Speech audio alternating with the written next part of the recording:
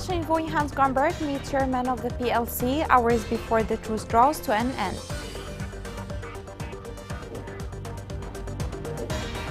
The Iran-backed Houthis announced the talks on UN truce have reached a dead end.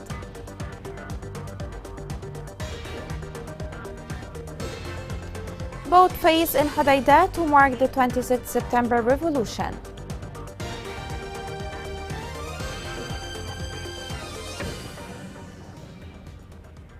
Welcome to Yemen Today TV. This is the English news with me, Rushan Fouad.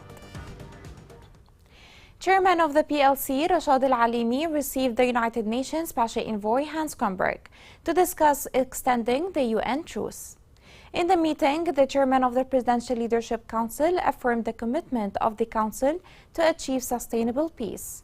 The President referred to the hostile indications of the Houthi militia's positions, which undermines peace efforts made by the international community. The U.S. Ambassador to Yemen, Stephen Fagan, expressed his concern over the lack of progress in the truce talks. Ambassador Fagan called on the Yemeni parties to not squander the progress of the last 6 months and to prioritize Yemeni people by accepting the UN proposal of extending and expanding the ceasefire agreement. The British ambassador to Yemen, Richard Oppenheim, said the truce is a stepping stone towards ceasefire and political talks in Yemen. According to Ambassador Oppenheim, all parties are responsible to make the truce a success, urging the Houthis to engage positively with the UN envoy's proposal in order to extend and expand the truce. He also mentioned that the truce is the only way that provides an opportunity for the parties to deliver benefits for Yemenis across the country. The Dutch ambassador to Yemen said the truce in Yemen has brought tangible benefits to Yemenis. Derek expressed his support to the UN proposal of the UN envoy that includes opening of ties roads and the payment of civil servants' salaries. The Dutch diplomat also mentioned that an expanded truce agreement can be a stepping stone to political peace talks. The Iran-backed Houthi rebels in Yemen announced that attempts to reach a 6-month agreement ceasefire with the Yemeni government had reached a dead end. This comes just hours before the truce is to expire today, Sunday. This report gives more details.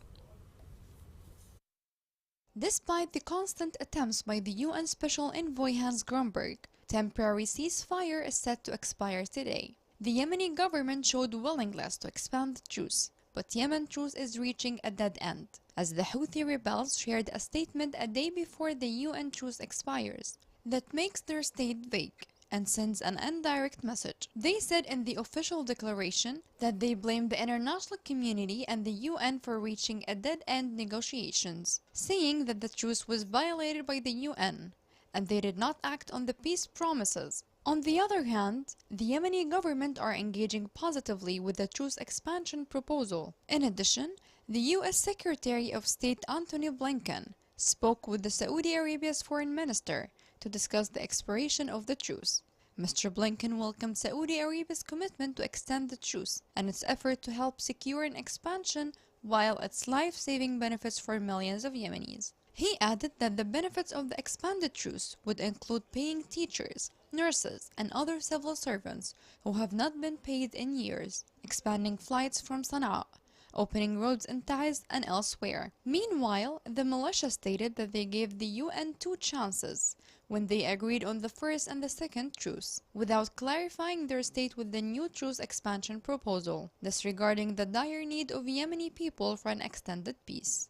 Over the past 6 months, the truce has delivered tangible benefits and much-needed relief to the Yemeni people, including a significant reduction in violence and civilian casualties countrywide, an increase in fuel deliveries through Hodeidah port, and above all, the relative calm in their lives. Will Yemenis get to live a longer, peaceful period? This is an urgent question. An official source in the Yemeni government confirmed that the government considering an updated UN proposal to extend the truce. According to the source, the government will deal with the truce proposal positively, exerting all efforts aimed at alleviating the human suffering of Yemenis. The source added that despite the failure of the Houthi militias to fulfill their obligations to the truce, the Yemeni government shall continue to demonstrate all forms of flexibility and cooperation with the Special Envoy's efforts to extend the truce. The Houthi militia have warned to resume military operations as soon as the truce ends. In a statement, the rebel militia said if no agreements are reached that fulfill the rightful demands of the people, they will resume military operations. The UN-brokered truce between the Yemeni government and Houthi rebels has brought respite to Yemenis. The key issue of road openings remain outstanding, and the country's humanitarian catastrophe is set to worsen. This report has more details. The United Nations announced a 2-month truce between the parties involved in Yemen's conflict. The ceasefire was extended twice. The third renewal proved to be the most difficult. The truce was extended until October 2, 2022, just 2 days before it expired. This is the country's longest period of ceasefire since 2015. International observers were more hopeful than ever that the war would be over soon. The agreement calls for a total ceasefire, consultations to open the roads in Taiz, the opening of the port of Hodeidah, and the operation of flights from Sana'a International Airport to specific destinations. The two parties met in Jordan's capital, Amman, but talks were halted after the Houthi attack on Taiz in August, and the government delegation suspended consultations. However, the truce provided the Houthis with an opportunity to strengthen their position and a reprieve from international pressure in relation to the Iranian negotiations over the United States' return to the nuclear deal. In addition, UN and the international community failed to make the truce permanent or extended for more than 2 months each time. The Yemeni government and the coalition appear to be moving closer to agreeing to Houthi demands, such as the opening of Hodeidah port and the payment of civil servants. On the other hand, the Houthis refused to meet the UN envoy for Yemen after criticizing the Houthis' attack on Taiz. They also rejected initiatives proposed by the UN envoy for Yemen regarding the opening of roads in Taiz, despite the resentment and reluctance of the government to accept them. The continuance of the truce appears to be a requirement for both local and international parties. Although the Houthis preserve no adequate motivations for its extension, the return to war jeopardizes their discussions with Saudi Arabia, as well as the Saudi-Iranian negotiations. As a result, accepting a truce on the Houthis' demands is tough. Any military action to enforce what they see as the victor's conditions will render the entire truce a shambles, at a time when the conflict in Yemen is being condemned internationally and regionally for a variety of reasons. If the truce collapses and hostilities resume, it will be more difficult to return to the ceasefire and negotiate a peaceful conclusion. This situation would not be restricted to Yemen only, but will also have a regional and worldwide consequences. In Hodeidah, a large boat competition was organized as to mark the 26th September and Fourth Glorious Revolution. This report gives more details.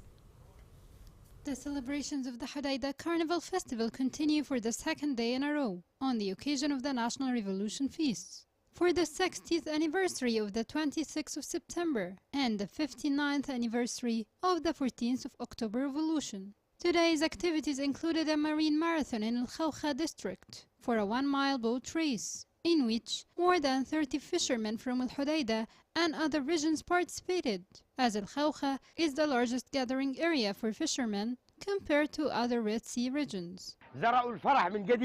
They restored happiness again in us. People's spirit was down, but they brought it up again. Fishermen are now happy and comfortable too, since they enjoy complete freedom in the sea.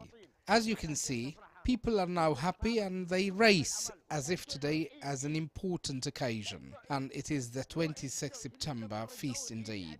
It is a celebration by which the Tihamis express their life struggle and their spirit that adored the land and the sea.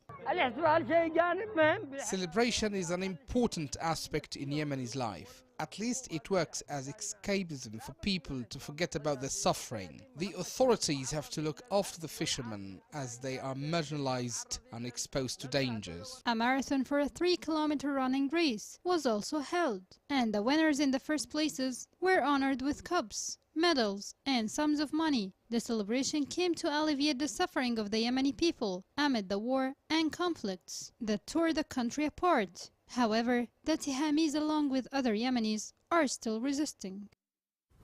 Coming next.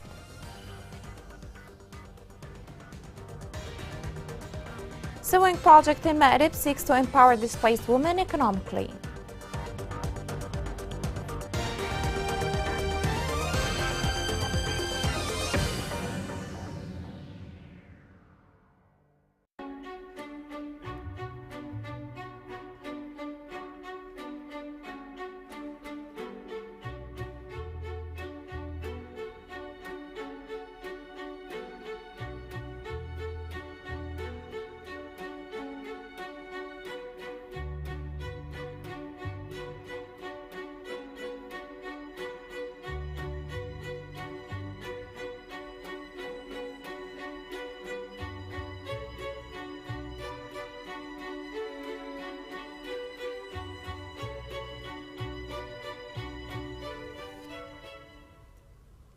Welcome back.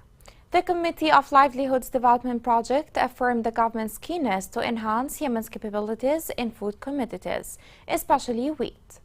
The Minister of Planning and International Cooperation said that the project aims to enhance the resilience of local communities and build their capacities by ensuring investments in community infrastructure, technical training for farmers, and providing livelihood opportunities. The Minister of Agriculture stressed the importance of the project in supporting the agricultural sector and food security in light of the high food prices caused by the Russian-Ukrainian crisis. 8 years of conflict, disease outbreaks, and extreme weather conditions have crippled Yemen's economy. More than 40% of Yemeni families have lost their primary source of income over the past 4 years. Among those people are the displaced. Therefore, small projects have been launched to empower displaced women as to alleviate some of their suffering. The following report gives more details. With the sounds of sewing machines, Marwa attends with her colleagues a workshop to learn the sewing profession in the museum camp for the displaced in Ma'rib Governorate, along with other displaced women in the camp. We are now working on this prayer attire, dresses for women and girls. This directly helps us to sew clothes for our own kids because sometimes we cannot afford to buy them. A project aimed at empowering women inside the museum camp, at a time when thousands of women are living in displacement camps in Ma'rib with difficult living conditions. It remains a step with the hope of including the rest of displacement camps in the governorate to alleviate the suffering of women who struggle with the living conditions. We are benefiting from this workshop as we gain skills, and it gave us hope to create our ideas to improve our future. The war in Yemen has deepened the suffering of Yemeni women and made them in need for projects and workshops to gain important skills to enable them to secure some of her needs and her children's, at a time when thousands of women lost their source of income. We struggle in our society with the low number of educational workshops for women in all fields, which allows her to make a source of income. This is why we demand more workshops like this. The Yemeni women need to be supported in times of war, and to empower themselves financially remains an unmet need, and made women face a new life they were not familiar with before.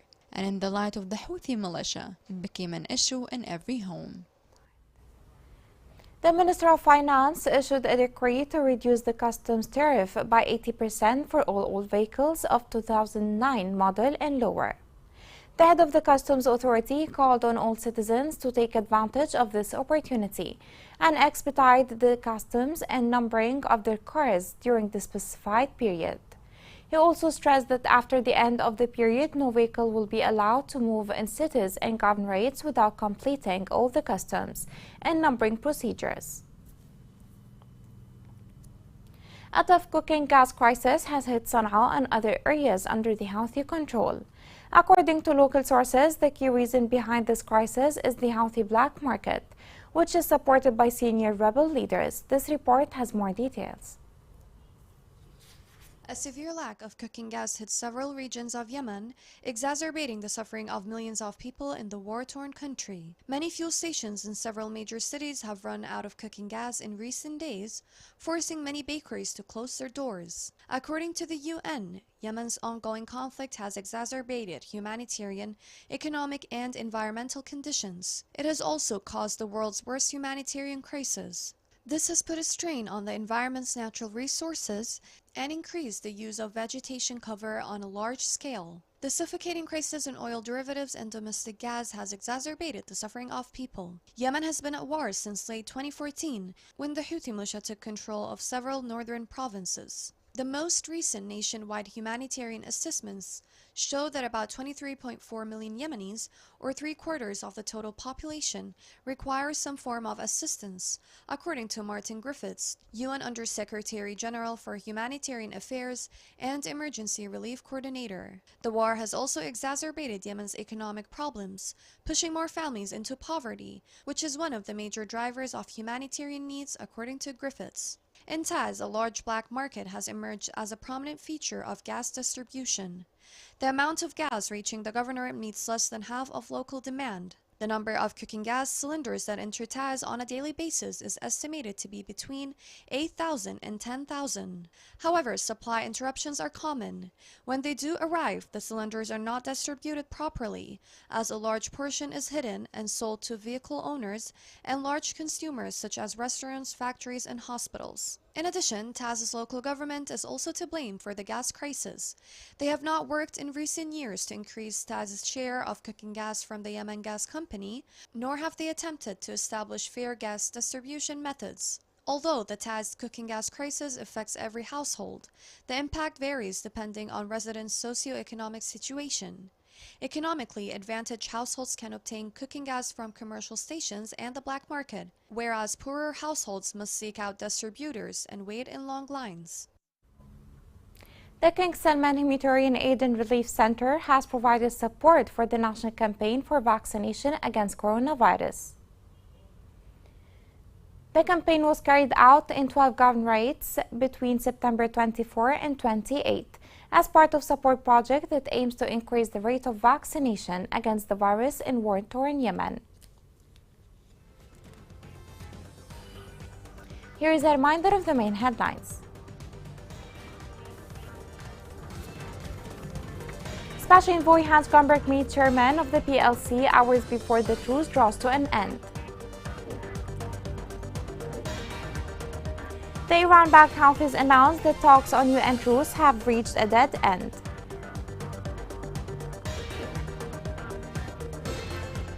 Boat race in Hodeidah to mark the 26th September Revolution.